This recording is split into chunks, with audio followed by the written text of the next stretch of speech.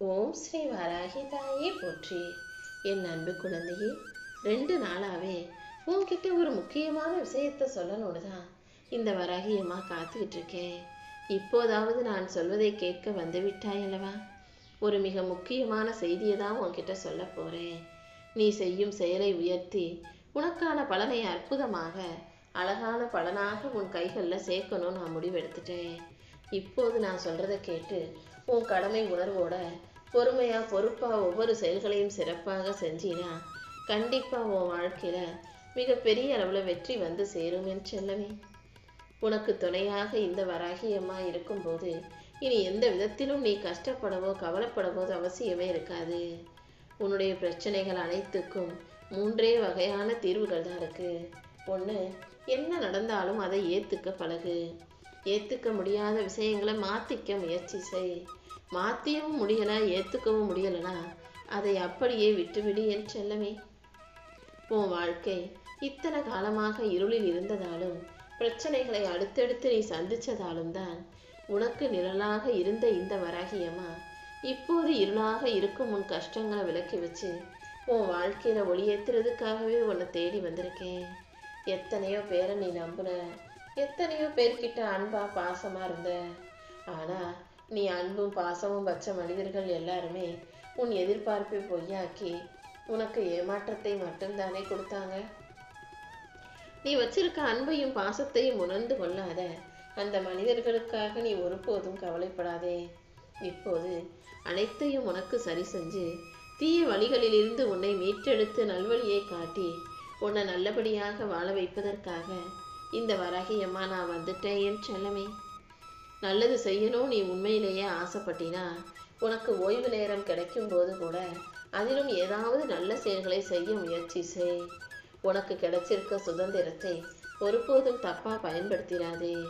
உன்னுடைய சுதந்திரத்தையும் உன்னுடைய நேரத்தையும் உன்னுடைய சிந்தனையையும் எப்படி நல்ல விதமாக செலவழிக்கிறதுன்னு யோசி.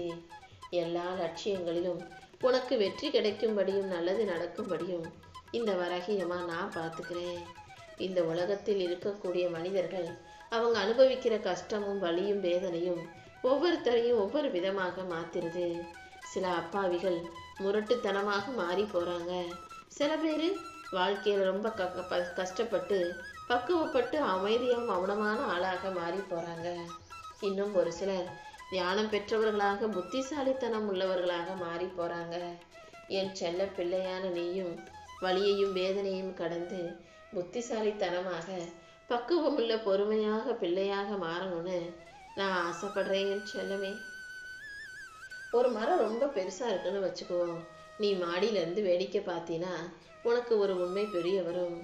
மரத்துடைய மிகப்பெரிய மரத்தின் உச்சியில அமரக்கூடிய பறவைகள் ஒருபோதும் அந்த மரத்தின் கிளையை நம்பி உட்காராது.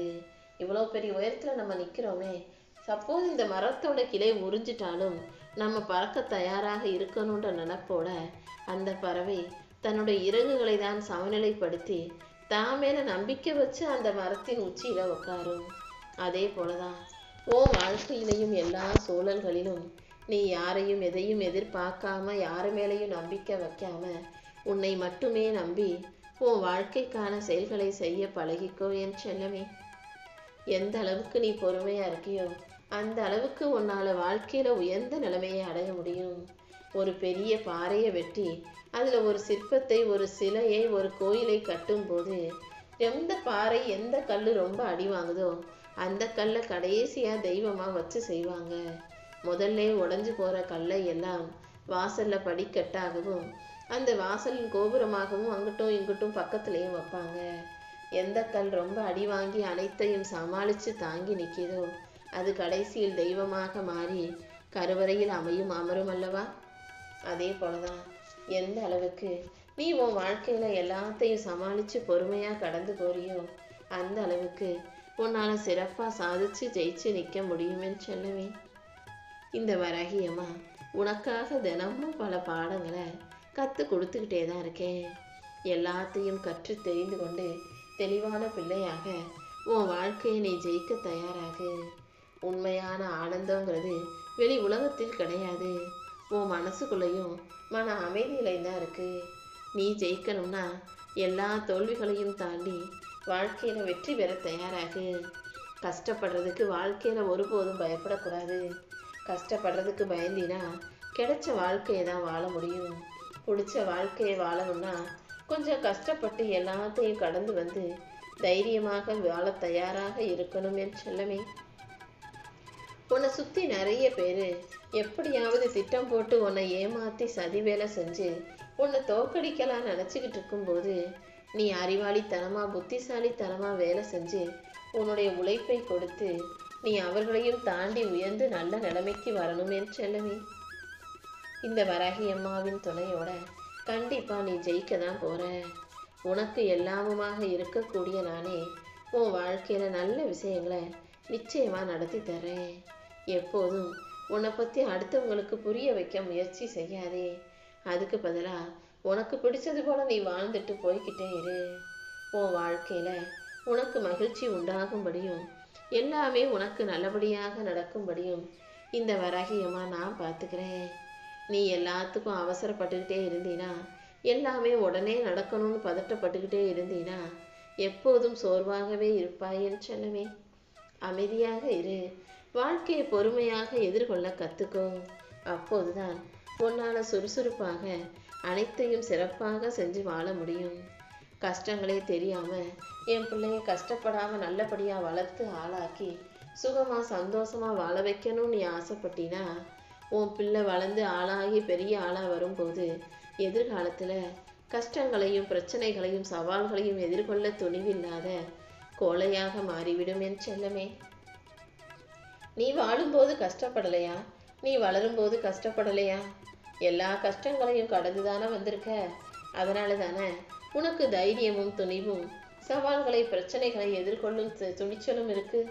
அதே போலதான் உன் பிள்ளைகளும் எல்லாத்தையும் பட்டு தெரிஞ்சு கடந்து வந்தாங்கன்னா அவங்களால அனைத்தும் சமாளிக்கக்கூடிய புத்திசாலி பிள்ளையாக இருப்பாங்க. எதுக்காகவும் நீ கோவப்படாத. கோபங்கிறது அடுத்தவங்க செய்த தப்புக்கு உன் உடம்புக்கு நீ கொடுத்துக்கக்கூடிய தண்டனை. அடுத்தவன் தப்பு செஞ்சதுக்கு நீ ஏன் தண்டனை அனுபவிக்கணும்? கோபப்படாம பொறுமையாரு. உன் கோபம் முதல்ல உன்னை காயப்படுத்தும். அது உன் மனசை நோகடிக்கும். உன் மனசுக்கு வருத்தத்தை கொடுக்கும். ரத்தத்தை கொதிக்க செய்யும். இப்படியே ரொம்ப காலம் கோவப்பட்டுக்கிட்டே இருந்தீனா அப்புறம் அமைதியற்ற வாழ்க்கையை நீதானே கஷ்டப்பட்டு வாழ நேரிடும். என்ன நடந்தாலும் எது நடந்தாலும் நீ எப்போதும் கவனமா பொறுமையா நிதானமா அதை சமாளிக்க முயற்சி செய். நீ கத்துக்கிட்ட பாடங்களே எல்லாம் நான் உனக்கான நல்லதை நடத்தி கொடுக்கத்தான் சொல்லி கொடுத்துக்கிட்டு இருக்கேன். ஒவ்வொரு பாடத்தையும் சரியா கத்துக்கிட்டு வாழ்க்கையில வளர்ச்சி பெற தயாராய்க்கோ என் செல்லமே. நான் சொல்லக்கூடிய சில மனிதர்களை நீ ஒருபோதும் உன் வீட்டுக்கு கூப்பிடவும் செய்யாத. அவங்க கூட நீ பழகவும் வேண்டாம். அதாவது நடக்காது, முடியாது, கிடைக்காதுன்னு எப்போதுமே எதிர்மறையாக பேசுறவங்களையும் எதிர்மறை எண்ணம் கொண்டவர்களையும் உன் வாழ்க்கையில உன் கூட வச்சுக்காத. அதே போல எப்ப பார்த்தாலும் எல்லா விஷயத்திலும் குறை கண்டுபிடிப்பவர்களையும் உன்கிட்ட சண்டை போடுறவங்களையும் உனக்கு எதிராக எதிர்மறையாக பேசுபவர்களையும் உன் வீட்டுக்கு நீ கூப்பிடவும் செய்யாத. அவங்க கிட்ட உனக்கு பழக்கம் இருந்தாலும் முதல்ல அதை நிறுத்திடு. ஏன்னா இவர்கள் யாரை கூட இருந்தாலும் எங்க இருந்தாலும் சுத்தி இருக்கவங்களுக்கு கெட்டதே நடக்கும். அப்படிப்பட்ட எதிர்மறை அதிர்வுகளை கொண்ட இந்த மனிதர்கள் உன் வாழ்க்கைக்கு வேணாமேன்னு செல்லமே. அதே போல உன்னை பார்த்து பொறாமப்படுறவங்க நீ வாழ்க்கையில வளர்ச்சி அடைவதை பார்த்து சந்தோஷப்படாம உன்னை அழிக்க நினைப்பாங்க. நீ தோத்து போகணும்னு ஆசைப்படுவாங்க. அப்படிப்பட்டவங்களையும் நீ உன் வீட்டுக்குள்ள விடவே கூடாது. அப்படிப்பட்டவர்கள் உன் வீட்டுக்குள்ள வந்தாங்கன்னா அவர்களுடைய எண்ணமும் அவர்களுடைய அதிர்வலைகளும் உன் வீட்டில் இருக்கக்கூடிய நேர்மறை சக்தியை பாதிச்சிடும். அதனாலதான் உன் வாழ்க்கையின் வளர்ச்சிக்கு தடையாக இருப்பவர்களையும் தீய எண்ணம் கொண்டவர்களையும் கெட்ட பழக்க வழக்கம் உள்ளவர்களையும் உன்னை ஏளனமா பேசி இழிவாக பேசி கேலி கிண்டல் பண்ணுபவர்களையும் உன் வாழ்க்கையில நீ அனுமதிக்காதன்னு சொல்றேன். நீ ஓய்வெடுப்பதற்கு உனக்கு எல்லா உரிமையும் இருக்கு.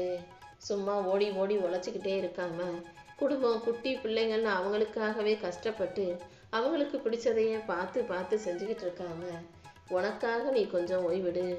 உனக்கு பிடிச்சதையும் நீ உனக்காக செய்து கொள்ள தயாராகு. இந்த உலகத்துல எல்லாத்தையும் உடைஞ்சதையெல்லாம் சரி செய்யணுன்ற பொறுப்பு உனக்கு மட்டும் இல்லை என் செல்லவே. நீயே எல்லாத்தையும் தலைமையில தூக்கி வச்சுக்கிட்டு கஷ்டப்பட்டு கவலைப்பட்டு வாழ வேண்டாம். இந்த உலகத்தில் எல்லாரையும் மகிழ்ச்சியா வச்சுக்கணும் நீ முயற்சி செய்யாதே, அது முடியாத காரியம். உன்னை நீ மகிழ்ச்சியா வச்சுக்கோ. நீ நல்லா சந்தோஷமா இருக்கிறதுக்காக உனக்கு கொஞ்சம் நேரம் ஒதுக்கு. அதன் மூலமா நீ புத்துணர்ச்சியோட புது வாழ்க்கையை சந்தோஷமாக வாழ முடியும் அல்லவா? ஒரு முறை ஒரு விஷயத்துக்கு நீ ஆசைப்பட்டினா அது கனவு. மறுபடியும் மறுபடியும் அது விஷயம் உனக்கு ஆசையாக இருந்ததுன்னா அது உனக்கான லட்சியம். அந்த லட்சியத்தை நிறைவேற்றிக்கிறதுக்கு நீ தொடர்ந்து முயற்சி செஞ்சினா ஏதாவது ஒரு சமயம் என்னைக்காவது ஒரு நிமிஷம் அந்த லட்சியத்தை நான் உனக்காக நனவாக்கி உன் கைகளில் நிச்சயமா ஒப்படைப்பேன் என் செல்லமே.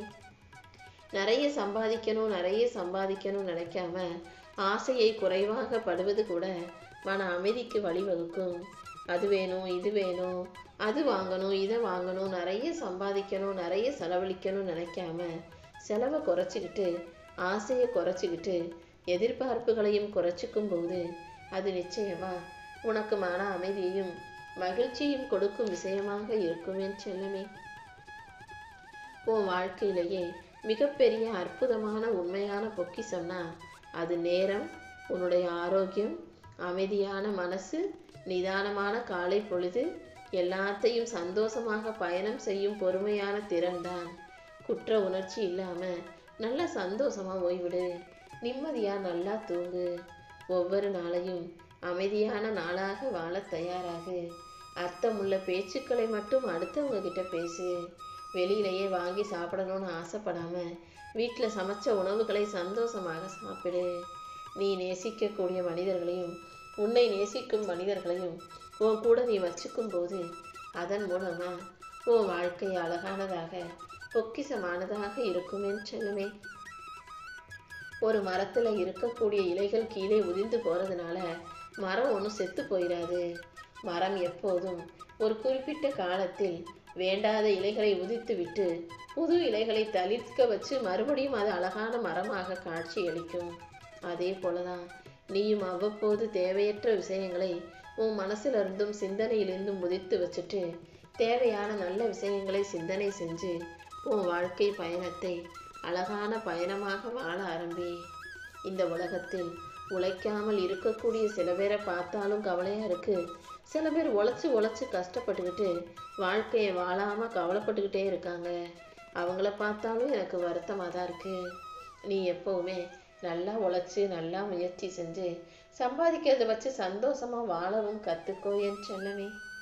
உனக்கு துணையாக இருக்கும் இந்த வராகியம்மா கூடிய சீக்கிரம் நீ ஆசைப்பட்ட விஷயங்கள் அனைத்தையும் நிச்சயம் நல்லபடியாக உன் வாழ்க்கையில உனக்கு சிறப்பாகவே நடத்தி கொடுத்துட்றேன்.